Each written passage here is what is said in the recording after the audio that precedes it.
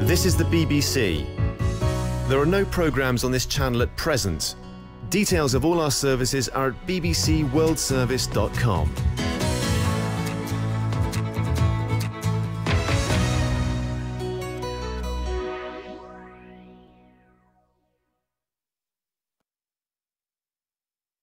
BBC Bangla. এখন রাত 10:30। একটু পরেই শুনবেন সর্বশেষ বিশ্ব সংবাদ।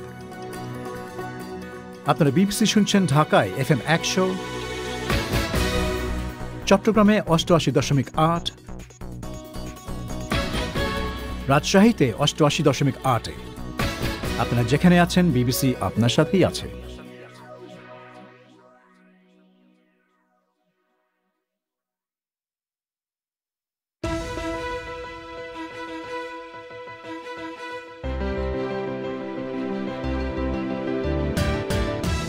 বিবিসি বাংলায় এখনকার প্রধান খবর।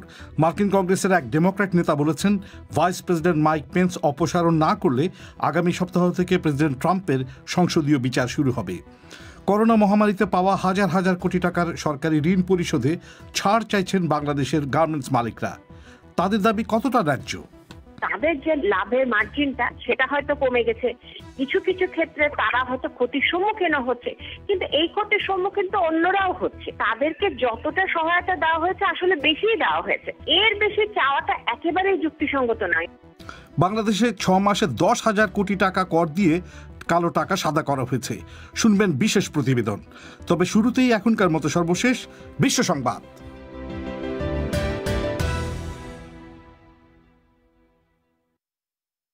বিবিসি বাংলা বিশ্ব সংবাদ পড়ছে পুলক গুপ্ত।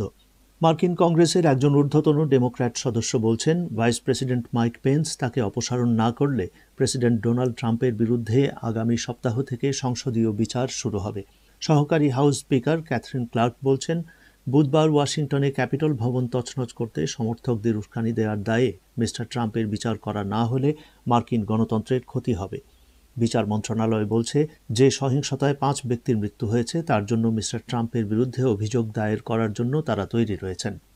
2008 সালে মুম্বাই হামলার জন্য যে ব্যক্তিকে দায়ী করা হয় তাকে পাকিস্তানে ভিন্ন এক অভিযোগে কারাদণ্ড দেওয়া হয়েছে। জঙ্গি গোষ্ঠী লস্করে তাইবার একজন নেতা জাকিউর রহমান লাখভিকে 5 বছরের জেল দেওয়া হয়েছে। তাকে শনিবার গ্রেফতার করা হয়। মার্কিন এবং ভারতীয় কর্মকর্তারা মুম্বাই হামলার দায়ে তার বিচার করার জন্য পাকিস্তানের প্রতি আহ্বান জানিয়েছেন। ফাইজার বায়োএনটেক ভ্যাকসিন নির্মাতারা বলছেন, তাদের টিকা ব্রিটেন এবং দক্ষিণ আফ্রিকায় পাওয়া করোনা ভাইরাসের বিশেষ ধরনের বিরুদ্ধে কার্যকর বলে তারা গবেষণায় দেখতে পেয়েছেন। এই গবেষণা যদিও অন্য বিজ্ঞানীদের দিয়ে পর্যালোচনা করানো হয়নি, তবে গবেষণায় দেখা গেছে যে এই ভ্যাকসিন করোনা ভাইরাসের আরও মারাত্মক মিউটেশনকে নিশ্চিহ্ন করতে পারে। ইরানের সর্বোচ্চ নেতা আয়াতুল্লাহ আলী খামেনি যুক্তরাষ্ট্র অথবা ব্রিটেনের তৈরি করোনা ভাইরাসের যে কোনো টিকা আমদানির ওপরে নিষেধাজ্ঞা আরোপ করেছেন। তিনি বলছেন, এসব টিকার উপর তার আস্থা নেই। ব্রিটেন ও আমেরিকার সঙ্গে কয়েক দশক ধরেই ইরানের বিরোধ চলছে। জাতির উদ্দেশ্যে দেয়া এক ভাষণে ইরানি নেতা ইরানের ভেতরে টিকা উৎপাদনের চেষ্টার প্রশংসা করে বলেছেন, অন্যান্য বিশ্বস্ত সূত্র থেকেও তার দেশ ইনজেকশন সংগ্রহ করবে। ধর্ম অবমাননার দায়ে পাকিস্তানের একটি আদালত 3 জনকে মৃত্যুদণ্ড দিয়েছে। এদের মধ্যে 2 জন একটি ধর্মনিরপেক্ষ ওয়েবসাইট চালাতেন, যেখানে পোস্ট করা কিছু বিষয়কে আদালত ধর্মের বিরুদ্ধে অবমাননাকর বলে সাব্যস্ত করে। দণ্ডপ্রাপ্ত তৃতীয় ব্যক্তি ইউটিউবে ধর্ম বিষয়ক কিছু বক্তৃতা আপলোড করেন, যেটাকে আদালত ধর্মের বিরুদ্ধে অবমাননাকর বলে বিবেচনা করেছে। নতুন তথ্য উপাত্ত বলছে, 2016 সালের মতো 2020 সালের আবহাওয়াও রেকর্ড পরিমাণ উষ্ণ ছিল। ইউরোপীয় ইউনিয়নের আবহাওয়া বিষয়ক একটি গবেষণা সংস্থা বলছে, 2020 সালে বিশ্বের তাপমাত্রা ছিল বহু বছরের গড় তাপমাত্রার চাইতে 1.25 সেলসিয়াস বেশি। বিজ্ঞানীরা বলছেন যে সাইবেরিয়া এবং উত্তর মেরু অঞ্চলে তাপমাত্রা রেকর্ড মাত্রায় বেড়েছে। ওইসব অঞ্চলে গত বছর তাপমাত্রা কখনো কখনো স্বাভাবিকের চাইতে 6 ডিগ্রি পর্যন্ত বেড়ে গিয়েছিল। পরিক্রমার আজকের আয়োজনে আপনাদের সবাইকে সাদর আমন্ত্রণ জানাচ্ছি। আমি মাসুদ হাসান খান। অনুষ্ঠানের গোড়াতেই যেমনটা শুনছিলেন, করোনা মহামারী পরিস্থিতিতে সহায়তা ও প্রণোদনা হিসেবে বিশেষ বিবেচনায় স্বল্প সুদে দেয়া হাজার হাজার কোটি টাকার ঋণ পরিশোধে এখন ছাড় চাইছেন বাংলাদেশের গার্মেন্টস মালিকরা।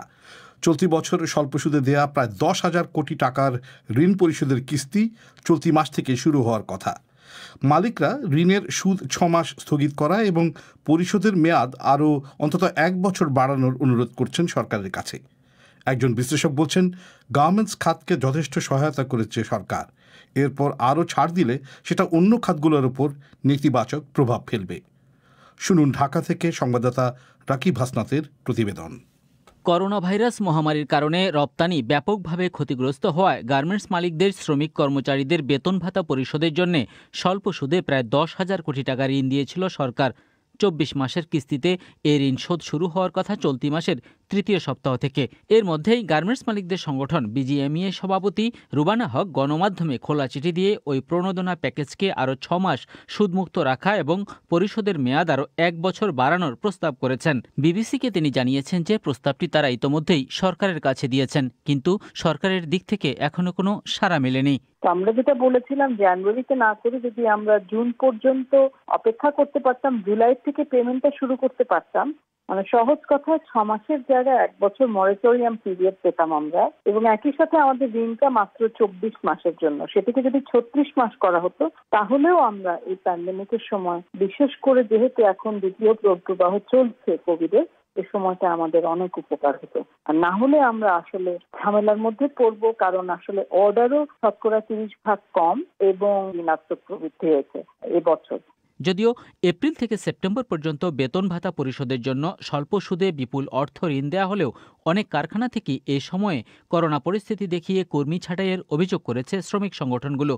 আবার রপ্তানি উন্নয়ন ব্যুরোর হিসেবে লক্ষ্যমাত্রা অর্জিত না হলেও নভেম্বর মাসেই রপ্তানি হয়েছে আগের বছরের একই সময়ের তুলনায় বেশি। এমনকি জুলাই থেকে নভেম্বর পর্যন্ত 5 মাসে রপ্তানি বেড়েছে প্রায় 1%। অন্যদিকে ইউরোপ আমেরিকায় করোনার টিকা দেয়া শুরু হয় সামনে পরিস্থিতি আর নেতিবাচক না হওয়ার আশাই করছেন অনেকে। তাছাড়া বাংলাদেশ সরকারও সবচেয়ে বড় সহায়তা করেছে এ খাতকেই। তারপরেও পরিস্থিতির কারণেই মালিকদের নতুন করে ছাড় কিংবা আরও প্রণোদনা দরকার বলে মনে করছেন বিজিএমের সাবেক সভাপতি সিদ্দিকুর রহমান। 17% মাইনাস গ্রোথের মধ্যেও আমাদের ইন্ডাস্ট্রিগুলা সচল ছিল। আমি তো আমার দেশের উপরে নির্ভর করে চলি না। এক্সপোর্ট খাত চলে হইলো তার ডেস্টিনেশনের কি অবস্থা, সেই অবস্থা ডেস্টিনেশন কোথাও ভালো না। তো সেই অবস্থার মধ্যে আমি মনে করি যে এই রপ্তানি খাতকে আবার একটা সুবিবেচনায় নেওয়া প্রয়োজন। ভালো করে সার্ভে করে যদি আবার আরো কিছু প্রণোদনা দেওয়া দরকার হয়, সহায়তা করার দরকার হয়, যেহেতু এটা সবচেয়ে বড় রপ্তানি খাত, সেখানে 40 লক্ষের উপরে শ্রমিক কাজ করে, এই সব বিবেচনায় নিয়ে সহায়তা করা দরকার। রুবানা হক অবশ্য তার চিঠিতে দাবি করেছেন যে কারখানাগুলো টালমাটাল পরিস্থিতির সাথে প্রাণান্তকর সংগ্রাম করে কোনোভাবে টিকে আছে। ঢাকা বিশ্ববিদ্যালয়ের অর্থনৈতিক শিক্ষক সাইমা হক বিদিশ অবশ্য বলছেন, গার্মেন্ট খাতি সরকারের কাছ থেকে সবচেয়ে বেশি মালিকরা যা চাইছেন সেটি যৌক্তিক নয় বলেই মনে করেন তিনি।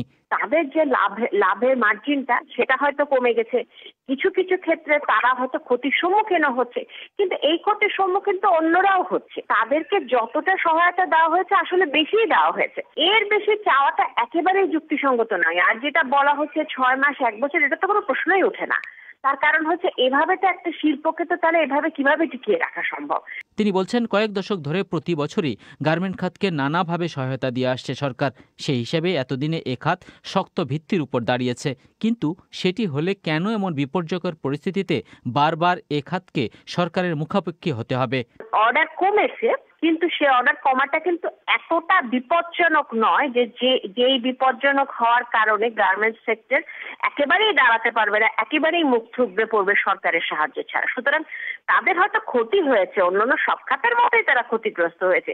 মালিকরা অবশ্য বলছেন, বিশ্বজুড়ে করোনা ভাইরাসের কারণে যে পরিস্থিতি তৈরি হয়েছে, সেই কঠিন পরিস্থিতি মোকাবেলা করে টিকে থাকার মূল কারণই হলো সরকারের সহায়তা আর শিল্পের গভীর ভিত্তি। সেটিকে ধরে রাখার জন্য এখন ঋণ পরিশোধে বাড়তি সময় ও প্রয়োজনে বাড়তি প্রণোদনা দেওয়া দরকার বলে মনে করেন তারা। রাকিব হাসনাত। বাংলাদেশের ঢাকায় এক স্কুল ছাত্রীকে ধর্ষণের পর হত্যার অভিযোগে এক তরুণকে গ্রেপ্তারের পর কারাগারে পাঠানো হয়েছে। ক্ষতিগ্রস্ত পরিবার নারী ও শিশু নির্যাতন দমন আইনে মামলাটি করেছে। অভিযুক্ত তরুণ আদালতে স্বীকারোক্তিমূলক জবানবন্দি দিয়েছে বলে জানিয়েছে রাষ্ট্রপক্ষের আইনজীবী। তবে অভিযুক্তের পক্ষ থেকে এ নিয়ে কোনো বক্তব্য জানা যায়নি। ঢাকা থেকে সঞ্জনা চৌধুরী। ঢাকায় ইংরেজি মাধ্যম স্কুলের এক ছাত্রীকে ধর্ষণের পর হত্যার অভিযোগে দায়ের করা মামলার এজাহারে বলা হয়েছে, গত বৃহস্পতিবার বেলা 11:15টার দিকে কোচিংয়ে যাওয়ার কথা বলে বাসা থেকে বের হয় মেয়েটি। বিষয়টি সে তার মাকে ফোন করে জানায়। এর 2 ঘণ্টার মধ্যেই অভিযুক্ত তরুণ ফোন করে ওই ছাত্রীর মাকে জানায় যে মেয়েটি তার বাসায় গিয়েছিল। আকস্মিকভাবে সে অচেতন হয়ে পড়ায় ঢাকার বেসরকারি একটি হাসপাতালের জরুরি বিভাগে ভর্তি করা হয়েছে। খবর পেয়ে পরিবারের সদস্যরা দ্রুত হাসপাতালে উপস্থিত হয়ে মেয়েকে মৃত অবস্থায় পান। মামলায় এমন বর্ণনা তুলে ধরে মেয়েটিকে ধর্ষণের পর হত্যার অভিযোগ আনা হয়। পরিবারের পক্ষ থেকে ঘটনার সুষ্ঠু তদন্ত ও বিচার দাবি করা হয়েছে। আমার মেয়ে আমার কাছে 20 মিনিটের কথা বলে আমার কাছে ফোনে আমার পারমিশন নিয়ে সে কোচিংয়ে পেপারস আনার জন্য গিয়েছিল এবং সেখান থেকে তার সাথে কিভাবে যোগাযোগ করেছে, ওরা ফোনে হয়তো যোগাযোগ করে তাকে ওখান থেকে তারা 4 জন সহ তাকে সেখান থেকে নিয়ে গিয়েছে তার বাসায় কোনো লোকজন ছিল না, তার মা বাবা ছিল না, খালি বাসা। আমার মতে ওরা এটা ওদের পরিকল্পিত ছিল। ছেলে নিজেই জবানবন্দিতে বলেছে যে তার নাকি শ্বাসকষ্ট হচ্ছিল, সে মনে হয় তাদের সাথে জোরাজোরি হয়েছে, সে বাঁচার চেষ্টা করেছে কিন্তু তাকে বাঁচতে দেওয়া হয়নি। সঠিক বিচার চাই আমার মেয়ের জন্য। খবর পেয়ে পুলিশ ওই বেসরকারি হাসপাতালে গিয়ে মৃতদেহের সুরতহাল রিপোর্ট প্রস্তুত করে এবং ময়নাতদন্তের জন্য লাশ ঢাকা মেডিকেল কলেজ হাসপাতালের ফরেনসিক বিভাগে পাঠায়। হাসপাতাল থেকেই মামলার একমাত্র অভিযুক্তকে গ্রেফতার করে পুলিশ। জিজ্ঞাসাবাদের জন্য আরও 3 জনকে আটক করা হলেও মামলার এজাহারে তাদের কারও নাম নেই। অভিযুক্ত ওই তরুণকে গ্রেফতারের পরদিন আজ পুলিশ তাকে আদালতে হাজির করে। আদালত জবানবন্দি নেয়ার পর অভিযুক্তকে কারাগারে পাঠিয়েছে। ঘটনাটি এখনও তদন্তাধীন, তাই এই বিষয়ে খবর প্রচারে সচেতন হওয়ার আহ্বান জানিয়েছেন পুলিশ কর্মকর্তা সাজ্জাদুর রহমান। এই সংবাদ পেয়ে আমরা তাৎক্ষণিকভাবে আনোয়ার খান মডার্নে অভিযান করি। লাশের সাথে সাথে তাৎক্ষণিকভাবে যেই ছেলেটা তাকে আমরা আটক করি। তারপর তাকে ব্যাপক জিজ্ঞাসাবাদ করা হয়। এক পর্যায়ে সে স্বীকার করে যে তাদের পারস্পরিক সম্পর্কের ভিত্তিতে এবং সম্মতির ভিত্তিতে মেলামেশা হয়। মেলামেশার পরে ওভার ব্লিডিং হয়। ব্লিডিং এর কারণে সেন্সলেস হয়ে যায়, তাকে হাসপাতালে নেওয়া হয়, সেখানে তার মৃত্যু হয়েছে। কিন্তু এই অংশ আমরা পরীক্ষা নিরীক্ষা সাপেক্ষ যে কেমিক্যাল এক্সামিনেশনের জন্য আলামত রাখার জন্য নির্দেশনা দিয়েছে। এই ঘটনা নিয়ে কেউ যাতে অন্যভাবে প্রভাবিত করা বা ঘোলাপানিতে মাছ শিকার করার চেষ্টা না করেন, আমি বিনীত অনুরোধ করবো সবার কাছে। মেয়েটিকে যে হাসপাতালে নেওয়া হয়েছিল সেখানকার কর্তব্যরত চিকিৎসক মেয়েটির মা বাবাকে জানান যে অতিরিক্ত রক্তক্ষরণের এক পর্যায়ে মেয়েটি অচেতন হয়ে পড়লে তাকে হাসপাতালে নিয়ে আসে অভিযুক্ত তরুণ এবং সেখানেই মেয়েটি মারা যায় বলে এজাহারে উল্লেখ করা হয়। এদিকে মেয়েটির ময়নাতদন্ত শেষে ঢাকা মেডিকেলের ফরেনসিক বিভাগের প্রধান সোহেল মাহমুদ বলেন, বিকৃত যৌনাচারের কারণে অতিরিক্ত রক্তক্ষরণেই মেয়েটির মৃত্যু হয়েছে। এই যৌনাচারে একজন নাকি একাধিক জড়িত সেটা বের করতে ডিএনএ নমুনা পরীক্ষার জন্য পাঠানো হয়েছে বলে তিনি জানান। তবে সুরতহাল রিপোর্টে মেয়েটির শরীরের অন্য কোথাও আঘাতের কোনো চিহ্ন পাওয়া যায়নি।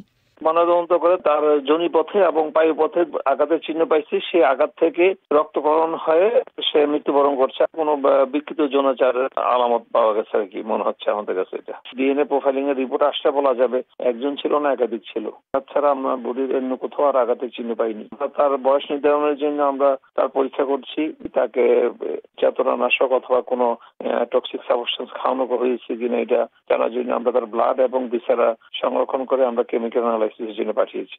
অভিযুক্ত তরুণের পক্ষে এখন পর্যন্ত কোনো আইনজীবী নিয়োগ করা হয়নি। তার পরিবারের পক্ষ থেকেও কোনো মন্তব্য পাওয়া যায়নি। এদিকে নিহত মেয়েটির ছবি ও নাম ঠিকানা প্রকাশ এবং তদন্তের আগেই কাউকে ধর্ষক হিসেবে চিহ্নিত না করতে গণমাধ্যম কর্মীদের প্রতি ব্যক্তিগত এক বার্তায় আহ্বান জানিয়েছেন পুলিশের এআইজি সোহেল রানা।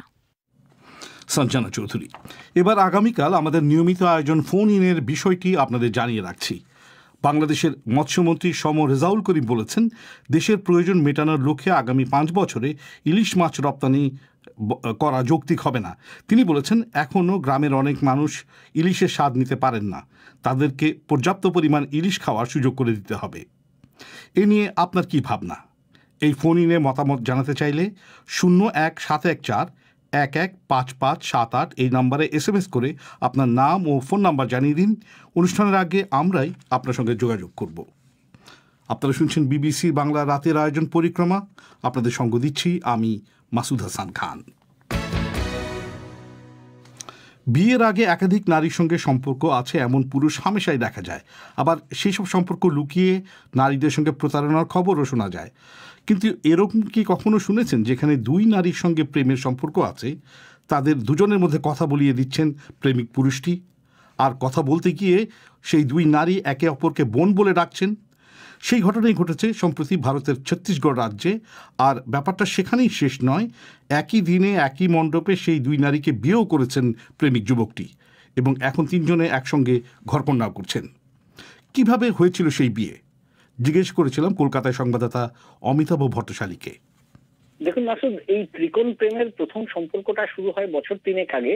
চন্দু মৌরিয়া নামের ওই যুবক, ছত্তিশগড়ের বস্তারের বাসিন্দা, তিনি যখন এখন তার যে বড় স্ত্রী সেই সুন্দরী কাশ্যপদের গ্রামে গিয়েছিলেন এবং সেখানে দুজনের মধ্যে আলাপ হয় এবং নিয়মিত একটা যোগাযোগ ছিল মোবাইলের মাধ্যমে, এবং সেখান থেকেই একে অপরের প্রেমে পড়েন।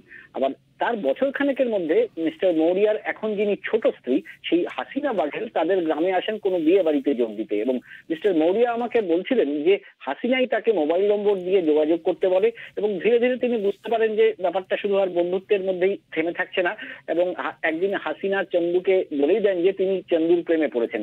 তো এইবারে চন্দু পড়েন আতান্তরে, এবং একদিকে পুরনো প্রেমিকা সুন্দরী, অন্যদিকে নতুন আগমন ঘটেছে হাসিনার, এবং দ্বিধা কাটিয়ে বিষয়টা তিনি প্রথম প্রেমিকা সুন্দরীর কাছে জানান, এবং এরপরে দুই নারীর মধ্যে আলাপ হয়, দেখা সাক্ষাৎ হয়, এবং বছর খানেক ধরে তারা তিনজন মিস্টার মৌরিয়ার বাড়িতেই তার পরিবারের সঙ্গে থাকছেন, এবং আদিবাসী সমাজে বিয়ের আগে এভাবে নারী পুরুষদের একসঙ্গে থাকার চল আছে। এবং কিছুদিন আগে মিস্টার মৌরিয়ার মা তাদেরকে বলেন যে তারা যেন বিয়ে করে নেন, এবং দুই প্রেমিকাকে বিয়ে করার ব্যাপারে মিস্টার মৌরিয়ার কিছুটা দ্বিধা ছিল। তিনি ভাবছিলেন যে বন্ধুরা হয়তো হাসাহাসি করবে, গ্রামের মানুষ কি বলবে এসব ভেবে, কিন্তু যখন দেখলেন তার দুই প্রেমিকাই বিয়েতে রাজি তখন তিনি আর না করেননি। অমিতাভ, আপনি তো চন্দু মৌরিয়ার একজন বিবাহিত স্ত্রীর সঙ্গে কথা বলেছেন, তো সদ্য বিবাহিত স্ত্রী, তো তিনি কি বলেছেন তার এই মানে কনজুগাল লাইফ সম্পর্কে? আমি তার বড় স্ত্রী সুন্দরীর সঙ্গে কথা বলতে পেরেছি। ছোট স্ত্রী হাসিনা কোনো কাজে বাইরে গিয়েছিলেন। মিসেস সুন্দরী আমাকে যেটা বলছিলেন যে প্রথমে চন্দুর কাছ থেকে হাসিনার ব্যাপারে জেনে তার খুবই খারাপ লেগেছিল, কিন্তু তারপরে তিনি নিজেই হাসিনার সঙ্গে কথা বলতে চান, এবং দুজনেরই প্রথম আলাপেই দুজনকে বেশ পছন্দ হয়ে যায়, এবং তারা একে অপরকে বোন বলে ডাকতে শুরু করেন, এবং দুজনের দেখাও হয়। তাদের প্রেমিক মিস্টার মৌরিয়াই দেখা করিয়ে দিয়েছিলেন, এবং এরপরে মিসেস সুন্দরী জানতে পারেন যে হাসিনা চন্দুর সঙ্গে থাকতে তার বাড়িতে চলে এসেছেন, এবং তারপরে সুন্দরীও হাজির হন সেখানে থাকতে। সুন্দরীর পরিবার অবশ্য তাকে ফিরিয়ে নিয়ে গিয়েছিল, কিন্তু তিনি পালিয়ে চলে আসেন। গত বছর খানেক একসাথেই থাকছেন না। বোঝাই যাচ্ছে যে চন্দু মৌরিয়া যথেষ্ট ভাগ্যবান। তো অমিতাভ, ভারতে কি বহু বিবাহ আইনসম্মত? মানে সমাজ বা পরিবার মেনে নিলেও আইন কি তা মানবে? দেখুন, হিন্দু বিবাহ আইনে বহু বিবাহ নিষিদ্ধ, কিন্তু আদিবাসী সমাজের নেতারা এবং আইনজীবীরা যেটা বলছেন যে এই তিনজনই যেহেতু সাবালক এবং তিনজনই মরিয়া আদিবাসী সমাজের সদস্য, এবং তাই এদের ক্ষেত্রে হিন্দু বিবাহ আইন কার্যকর হবে না। এবং মরিয়া সমাজ যেহেতু বহু বিবাহের স্বীকৃতি দেয়, এবং তাই ভারতের আইনও সেটাই মেনে নেবে, এবং আইনের চোখে তাই এই বিবাহটা ন্যায্য বলেই তারা মনে করছেন। কলকাতা থেকে বলছিলেন সংবাদদাতা অমিতাভ ভট্টশালী। এবার আমাদের বিশেষ প্রতিবেদন। বাংলাদেশের জাতীয় রাজস্ব বোর্ড জানিয়েছে চলতি 2020-21 অর্থ বছরের প্রথম 6 মাসে প্রায় 10,000 কোটি টাকা কর দিয়ে কালো টাকা সাদা করা হয়েছে। এ ধরনের ঘটনা দেশটির ইতিহাসে নজিরবিহীন, আর এই কাজ করেছেন প্রায় 7,500 করদাতা।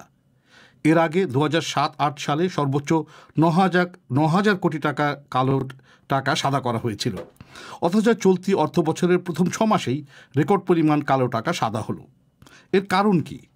আর এভাবে ধোলাই করা হলে কালো টাকা কি দেশের কোনো কাজে লাগবে? এসব বিষয় নিয়ে খোঁজ করেছেন সংবাদদাতা রাকিব হাসনাত তার এই বিশেষ প্রতিবেদনে।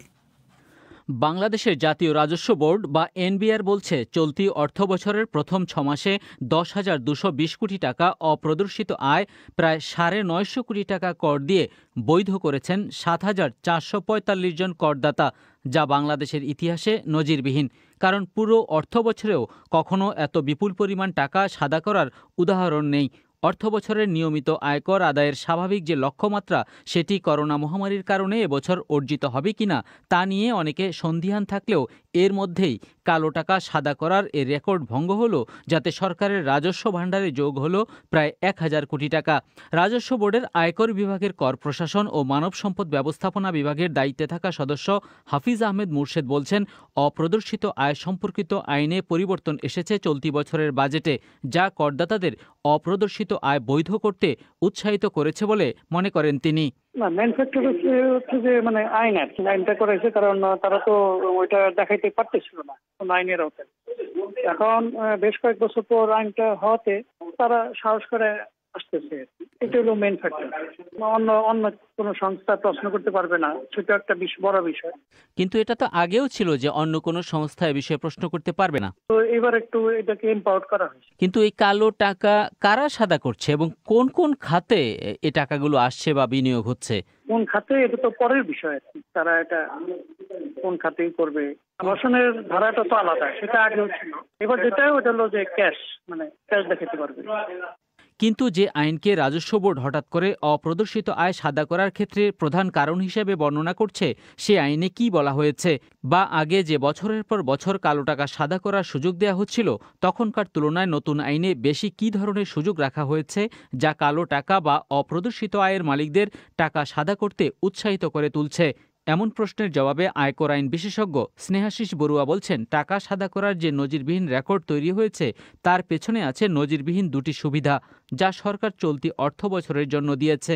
আগে আমাদের মধ্যে একটা ভয় বা ভীতি কাজ করতো। আমি হয়তো এনবিআর কে আমার এই অপ্রদর্শিত সম্পদের তথ্যগুলো দিলাম, তাহলে হয়তো পরবর্তীতে দুদক বা অন্য কোনো অথরিটি এসে কোয়েশ্চেন করবে। এবারের ইটস এ ফুল অ্যামনেস্টি, মানে এখানে হোলসেল বেসিস বলে দেওয়া হয়েছে যে no authority can ask any question. তো ইট মিনস আপনাকে প্রথমে একটা ট্রাস্টের জায়গা দিয়েছে যে কোনো অথরিটি এখানে কিন্তু কোয়েশ্চেন করবে না। তো এদিক থেকে আপনি বলতে পারেন যে হোলসেল একটা অ্যামনেস্টি দেওয়াতে মানুষের মধ্যে ওই এনকারেজমেন্টটা আসছে। আর দ্বিতীয়ত যে জায়গাটা এসছে, আপনি যদি দেখেন যে বর্তমানে মানে এই আইন আসার আগে যে আইন আনডিসক্লোজ মানে লিগালাইজ করার জন্য যে বিধানগুলো, সেটা ছিল খুবই এক্সপেন্সিভ একটা বিধান। ধরেন আপনাকে তো নর্মাল রেটে ট্যাক্স দিতে হবে, তাতে আরো 10% পেনাল্টি দিতে হবে। তো এই স্কিমের মধ্যে শুধুমাত্র 10% মাত্র ট্যাক্স দিয়ে আপনি কিন্তু পুরো সম্পদটা আপনি প্রদর্শন করতে পারবেন। আর মূলত এ দুটি সুবিধার জন্য এবারে রেকর্ড পরিমাণ অপ্রদর্শিত আয় আয়কর রিটার্নে উল্লেখ করা হয়েছে চলতি বছর ডিসেম্বর পর্যন্ত। এর মধ্যে আয়কর রিটার্ন দেওয়ার স্বাভাবিক সময় শেষ হয়েছে। মিস্টার বড়ুয়া বলছেন, করোনা মহামারীর মধ্যে স্বাভাবিক কর আদায়ের যে লক্ষ্যমাত্রা নির্ধারণ করা হয়েছিল তা অর্জিত হবে না বলেই ধারণা করা হচ্ছে এবং সে কারণে অপ্রদর্শিত আয় বৈধ করার মাধ্যমে যে টাকা আয় করা হলো সেটি সরকারকে স্বস্তি দেবে বলেই মনে করছেন তিনি। 1000 কোটি টাকার মতো ট্যাক্স কিন্তু এনবিআর কিন্তু কালেক্ট করতে পেরেছে শুধু একটা ইনিশিয়েটিভের মাধ্যমে। আপনি যখন এই সম্পদগুলো একজন করদাতার সম্পদ বিবরণীতে ঢুকে যায়, ভবিষ্যতে যখন উনি আবার এই সম্পদগুলো আর উনি হাইড করতে পারবেন না। তো যার ফলে এই সম্পত্তি থেকে আয় আসলে আয়টাও দেখাতে হবে। এই সম্পত্তির কারণে কিন্তু করের উপরে সারচার্জ যে দিতে হয় সেটা বেড়ে যাবে। তো এর মাধ্যমে কিন্তু কি হবে, আপনার লং টার্মে একটা পজিটিভ ট্যাক্স ইমপ্যাক্ট কিন্তু ক্রিয়েট হবে। কিন্তু কারা তাদের অপ্রদর্শিত আয়কে বৈধ করেছেন সেটি গোপনীয় তথ্য হিসেবে প্রকাশ করে না এনবিআর। তবে তারা এটুকু বলেছে যে শেয়ার বাজারে বিনিয়োগ করা কালো টাকা প্রায় 22 কোটি টাকা কর দিয়ে সাদা করেছেন 205 জন। আর অপ্রদর্শিত নগদ অর্থ, ব্যাংকে জমা রাখা টাকা, ফ্ল্যাট এবং জমি বৈধ করেছেন 7,445 জন করদাতা। আর এর বিপরীতে তারা কর দিয়েছেন প্রায় 940 কোটি টাকা। অর্থনীতিবিদ নাজনীন আহমেদ বলছেন, শুধু প্রশ্ন না করার সুযোগ কিংবা কর কমিয়ে দেয়া নয়, বরং আরও কিছু সুযোগ দেওয়া হয়েছে যার সুযোগ নিচ্ছেন কালো টাকার মালিকদের অনেকেই।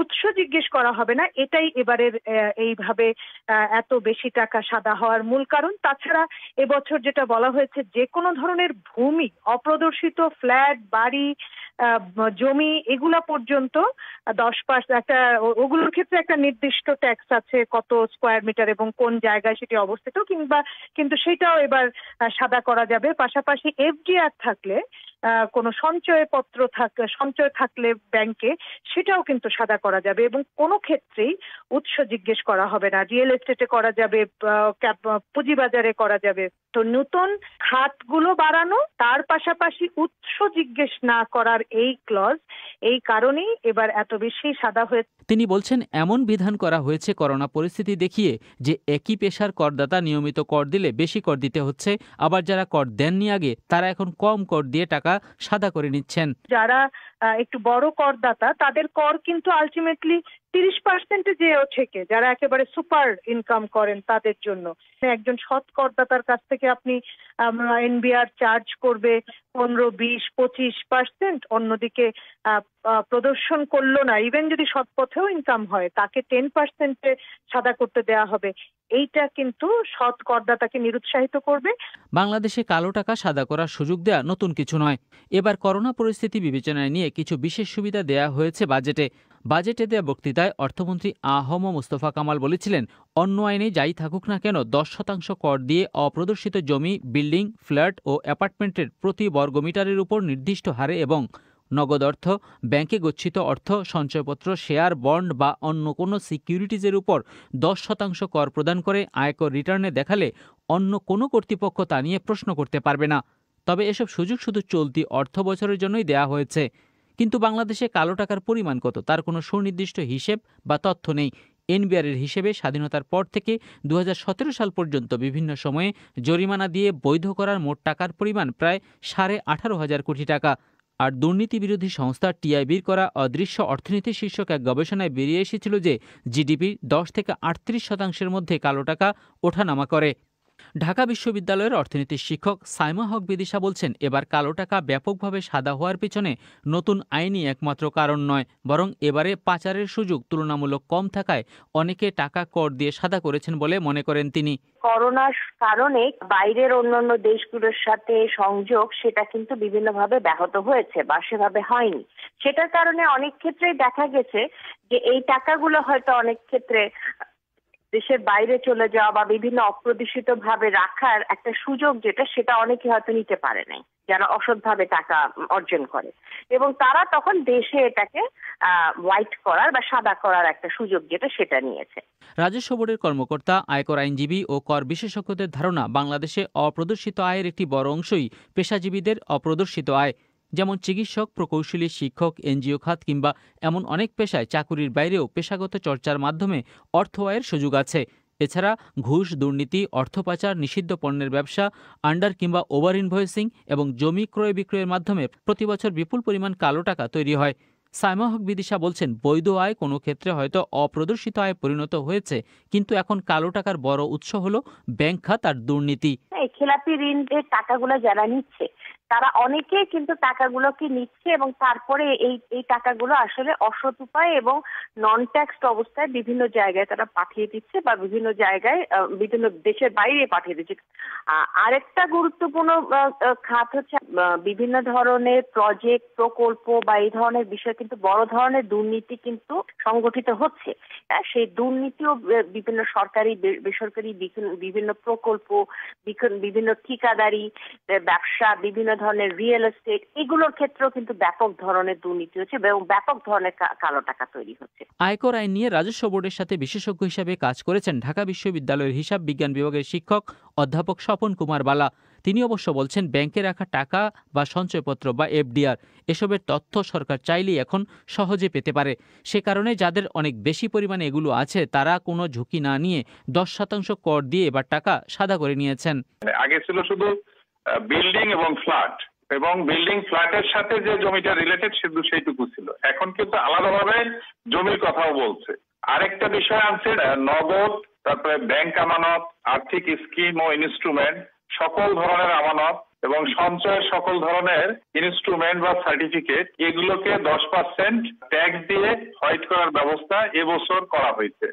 ব্যাংকের আমানত বা অন্য সঞ্চয়পত্র কিনলে যে তথ্য, এটা খুবই সহজেই এনবিআর পেতে পারে। সে কারণেই আমার বিশ্বাস এভাবে বেশি পরিমাণে অপ্রদর্শিত অর্থ এবছর আয়কর রিটার্নে দেখানো হয়েছে। বাংলাদেশে 2012-13 অর্থ বছর থেকেই জরিমানা দিয়ে কালো টাকা সাদা করার একটা স্থায়ী নিয়ম তৈরি করা হয়েছে। কিন্তু কালো টাকা বিশেষ সুযোগ দিয়ে শেয়ার বাজার বা আবাসন খাতের মতো সুনির্দিষ্ট কিছু জায়গায় আসলে সেটি দেশের অর্থনীতিতে সত্যিকারভাবে কতটা ভূমিকা রাখে তা নিয়েও প্রশ্ন আছে। অর্থনীতিবিদ ফাহমিদা খাতুন বলছেন, যেসব খাতে কালো টাকা আসে সেগুলো অর্থনীতিতে খুব বেশি অবদান রাখে না বলেই মনে করেন তিনি। কালো টাকা সাদা করার জন্য যে সুযোগগুলি দেওয়া হয়ে থাকে খুব একটা আসলে আসে না, এবং যদিও বা আসে সেটা কিন্তু উৎপাদনশীল খাতে আসে না। সেগুলো এবং সেগুলো কর্মসংস্থান সৃষ্টি করে এমন খাতেও কিন্তু খুব একটা আসে না। শেয়ার বাজার কিংবা আরেকটি বিষয় হচ্ছে যে আবাসন খাতে অ্যাপার্টমেন্ট কেনার জন্যই কিন্তু সেগুলো ব্যবহার করা হয়ে থাকে। এটা অর্থনীতিতে আসলে কতটা ভূমিকা রাখে এটা নিয়েও প্রশ্ন রয়েছে। অর্থনীতিবিদ ও গবেষকরা বলছেন, কালো টাকার নামে অদৃশ্য অর্থনীতির প্রভাব এড়াতে কালো টাকা তৈরির সুযোগই বন্ধ করা দরকার বলে মনে করেন তারা। একই সাথে অপ্রদর্শিত আয় বৈধ করতে যেসব বিশেষ সুবিধা চলতি বছর দেয়া হয়েছে সেটি অব্যাহত থাকলে দীর্ঘমেয়াদে অর্থনীতিরই ক্ষতি হবে বলে মন্তব্য করে তারা বলেন, এ ধরনের সুযোগ আর দেয়াটাই উচিত হবে না। রাকিব হাসনাতের বিশেষ প্রতিবেদন। এবারে অধিবেশন শেষ করার আগে সংবাদ শিরোনাম আরেকবার। মার্কিন কংগ্রেসের এক ডেমোক্র্যাট নেতা বলেছেন, ভাইস প্রেসিডেন্ট মাইক পেন্স অপসারণ না করলে আগামী সপ্তাহ থেকে প্রেসিডেন্ট ট্রাম্পের সংসদীয় বিচার শুরু হবে। সহকারী হাউস স্পিকার ক্যাথরিন ক্লার্ক বলেছেন, বুধবার ওয়াশিংটনে ক্যাপিটল ভবন তছনছ করতে সমর্থকদের উস্কানি দেওয়ার দায়ে মিস্টার ট্রাম্পের বিচার করা না হলে মার্কিন গণতন্ত্রের ক্ষতি হবে। আর এরই সঙ্গে শেষ করছি আজকের পরিক্রমা। আমাদের পরবর্তী অনুষ্ঠান প্রবাহ শুনতে পাবেন আগামীকাল বাংলাদেশ সময় সন্ধ্যে 7:30 আর ভারতে সন্ধ্যে 7টায়। শুনবেন আশা করে। আজকের মতো বিদায় নিচ্ছি আমি মাসুদ হাসান খান। শুভরাত্রি।